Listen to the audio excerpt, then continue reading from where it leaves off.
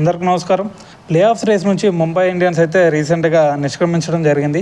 అయితే దీనికి గల మెయిన్ రీజన్ ఏంది అనే దాని గురించి మనం మాట్లాడదాం.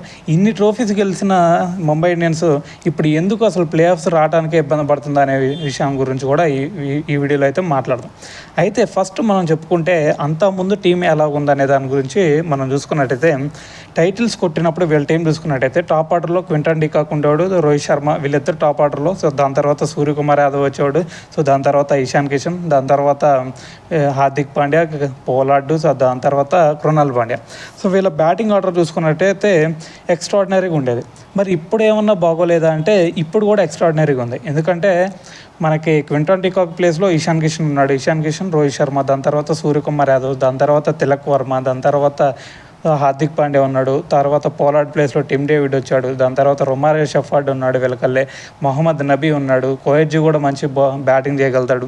మరి ఇంత భారీ అటాక్ పెట్టుకొని వీళ్ళకల్లే ఇంత మంచి స్ట్రైకర్స్ పెట్టుకొని మరి ఎందుకు వీళ్ళు ఓడిపోతున్నారు అనే దాని గురించి మనం మాట్లాడితే ఇక్కడ మెయిన్ రీజన్ ఏంటి అంటే వీళ్ళకల్లే బౌలింగ్ అటాక్ అని అయితే చెప్పాలి. ఎందుకంటే అంతకుముందు బౌలింగ్ అటాక్ చూసుకున్నట్టయితే వీళ్ళకల్లే అంతకుముందు బోల్ట్ రాకముందు వీళ్ళకల్లే లసిత్ మలింగా ఉన్నాడు.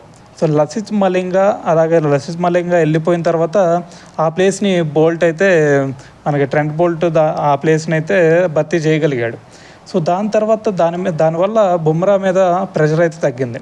కానీ ఇప్పుడు టీం చూసుకున్నట్టయితే దాని తర్వాత వీళ్ళకల్లే ఇంకొక పార్ట్ టైం బౌలర్గా వీళ్ళకల్లే చూసుకుంటే ఎవరో ఒక ఫారెన్ బౌలర్ని తీసుకొచ్చేవాళ్ళు వీళ్ళు పార్ట్ టైం బౌలర్గా. ఎందుకంటే ఆల్రెడీ ఇద్దరైతే ఒక మంచి బౌలర్స్ ఉన్నారు. సో దాని తర్వాత ఇంకొక బౌలర్ని పార్ట్ టైం బౌలర్గా వేరే ఒకరిని తెచ్చేవాళ్ళు. దాని తర్వాత హార్దిక్ పాండ్యా మంచి బౌలింగ్ చేసేవాడు.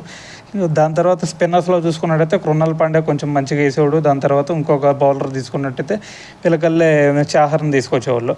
ఇలాగా వీళ్ళ స్పిన్ అటాక్ కూడా కొంచెం పర్లేదు అనిపించేది. మరి ఇప్పుడు ఆ లోపం ఇప్పుడు ఏమైంది అనే దాని గురించి మాట్లాడితే అలాంటి బౌలింగ్ అటాక్ వీళ్ళకల్లే కనిపించట్లేదు. సో ఎందుకంటే లసిత్ మలింగా వెళ్ళిపోయిన తర్వాత ట్రెంట్ బోల్ట్ వచ్చాడు. మరి బోల్ట్ని రీప్లేస్ చేయడానికి బోల్ట్ వెళ్ళిపోయిన తర్వాత ట్రెంట్ బోల్ట్ని రీప్లేస్ చేయడానికి ఒక మంచి బౌలర్ అయితే వీళ్ళకల్లే కనిపించలేదు. అంతకుముందు జోఫ్రా ఆర్చర్ని తీసుకొచ్చారు. జోఫ్రా ఆర్చర్ అసలు మ్యాచెస్ ఆడలేదు ఇంజురీ కారణం వల్ల.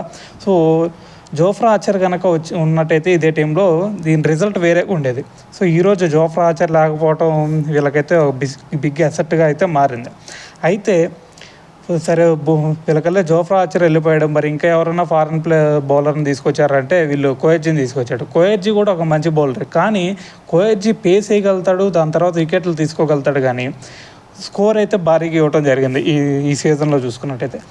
ఇదొకటే మెయిన్ రీజన్ అని అయితే చెప్పాలి. దాని తర్వాత వీళ్ళ స్పిన్ అటాక్ చూసుకున్నట్టయితే అంతమంది వీళ్ళకల్లే కృణాల్ పాండ్యా అలాగే రాహుల్ చారు వీళ్ళిద్దరూ ఒక మంచి స్పిన్ అటాక్ అయితే వీళ్ళిద్దరి మధ్య ఉండేది. కానీ ఈసారి చూసుకున్నట్టయితే వీళ్ళకల్లే ఒక మంచి అసలు స్పిన్ అటాక్ లేదని అనిపించింది వీళ్ళ స్పిన్ అటాక్ చూసుకున్నట్టయితే. సో దీనివల్ల ఒక బౌలింగ్ అటాక్ ఒకటే సరిలేకపోవడం వల్ల ఒక రీజన్ అయితే, దాని తర్వాత వీళ్ళకల్లే బ్యాటింగ్లో అందరు మంచి హిట్టర్లే ఉన్నారు. కానీ వీళ్ళకల్లే అంతకుముందు చూసుకున్నట్టయితే చెన్నై మ్యాచ్లో చూసుకుంటే వీళ్ళకల్లే టాప్ ఆర్డర్ ఫెయిల్ అయినా సరే మిడిల్ ఆర్డర్లో హార్దిక్ పాండ్యా, పోలార్డ్ వీళ్ళిద్దరూ మ్యాచ్ రెస్పాన్సిబిలిటీ తీసుకొని మ్యాచ్ను ముగించేవాళ్ళు. కానీ ఇక్కడ ఈరోజు ముంబై ఇండియన్స్లో మిడిల్ ఆర్డర్ కరెక్ట్గా లేదు. ఎందుకంటే ఫస్ట్ టాప్ ఆర్డర్లో సరైన పార్ట్నర్షిప్ వచ్చిన రాకపోయినా వాళ్ళిద్దరు అవుట్ అయిన తర్వాత నిలబడితే సూర్యకుమార్ యాదవ్ ఒక్కడే ఒంటి చేత గెలిపిస్తాడు. సో స్కై అవుట్ అయిన తర్వాత వీళ్ళకల్లే చూసుకుంటే మిడిల్ ఆర్డర్లో సరైన మ్యాచ్ని ముందుకు తీసుకెళ్లే బ్యాట్స్మెన్ అయితే కనిపించట్లేదు. తిలక్ వర్మ ఉన్నంతసేపు హిట్టింగ్ ఆడతాడు. అవుట్ అయిన తర్వాత హార్దిక్ పాండ్యా లాంటి బ్యాట్స్మెన్స్ ఉన్నారు. హార్దిక్ పాండ్యా అంతకుముందు ఒంటి చేత్తో మ్యాచ్ని అయితే గెలిపించగల సత్తా ఉండేది. కానీ ఇప్పుడు హార్దిక్ పాండ్యా అసలు ఓవర్కనే అవుట్ అవడం జరుగుతుంది. దాని తర్వాత కైరన్ పోలార్డ్ని రీప్లేస్ చేసే బ్యాట్స్మెన్ ఎవరో ఇక్కడ కనిపించట్లేదు. ఎందుకంటే అంతకుముందు పోలార్డ్ ఉన్నప్పుడు హార్దిక్ పాండ్యా హిట్టింగ్ ఆడేవాడు. కానీ ఈరోజు హార్దిక్ పాండ్యా హిట్టింగ్ ఆడితే ఒకవేళ అవుట్ అయితే దాని తర్వాత మ్యాచ్ని ఫినిష్ చేసేవాళ్ళు ఎవరో అయితే కనిపించట్లేదు. మరి హార్దిక్ పాండ్యా దాని తర్వాత కైరన్ పోలార్డ్ ప్లేస్లో టిమ్ డేవిడ్ వచ్చాడు. టిమ్ డేవిడ్ని చూసుకున్నట్టయితే అతను హిట్టింగ్ ఆడగలుగుతాడు, కానీ మ్యాచ్ని కైరన్ పోలార్డ్ లాగా చివరి వరకు తీసుకెళ్ళి గెలిపించే సత్తా అయితే తనలో కనిపించట్లేదు. సో దీనివల్ల హార్దిక్ పాండ్యా మీద కూడా కొంచెం ప్రెషర్ అయితే పడుతుంది. సో ఎలాగైతే ఒక ఫారెన్ పేస్ బౌలర్ లేకపోవడం వల్ల బుమ్రా మీద ఎలాగైతే ఒక ప్రెషర్ పడిందో ఇక్కడ పోలార్డ్ లాంటి ఒక హిట్టర్ లేకపోవడం వల్ల హార్దిక్ పాండ్యా మీద కొంచెం ప్రెషర్ బిల్డ్ అవుతుంది. దానివల్ల అతను బ్యాటింగ్ సరిగా చేయలేకపోతున్నాడు. దాని తర్వాత ఇంకోటి ఇష్యూ ఏంటంటే హార్దిక్ పాండ్యా ఇక్కడ బౌలింగ్లో కూడా తేలిపోతున్నాడు. సో అది కెప్టెన్సీ వల్ల అలా జరుగుతుందా లేదంటే ఇంకా వేరే రీజన్స్ అని అయితే చెప్పలేము. ఎందుకంటే కెప్టెన్సీ రీజన్ అయితే కాదు. ఎందుకంటే ఆల్రెడీ మనకి గుజరాత్ టైటన్స్లో కూడా అతను బౌలింగ్ చేసేవాడు. సో అప్పుడు మ్యాచెస్ ఒకటేమో టైటిల్ గెలిచారు, ఒక మ్యాచ్ ఏమో వాళ్ళు ఫైనల్ దాకా వెళ్ళారు, చెన్నై మీద ఓడిపోయారు. సో ఇక్కడ కెప్టెన్సీ భారం అని అయితే అనుకోకూడదు. మరి రీజన్ ఏంది అనే దాని గురించి మనం మాట్లాడితే ఇక్కడ ఒక్క రీజన్, అది కూడా టీమ్ ఎఫర్ట్ ఒకటని అయితే చెప్పాలి. టీమ్ ఎఫర్ట్ లేకపోవటం వల్లే వీళ్ళ ముంబై ఇండియన్స్ అయితే ఈరోజు ప్లే ఆఫ్స్ నుంచి నిష్క్రమించింది అనేది నా ఒపీనియన్.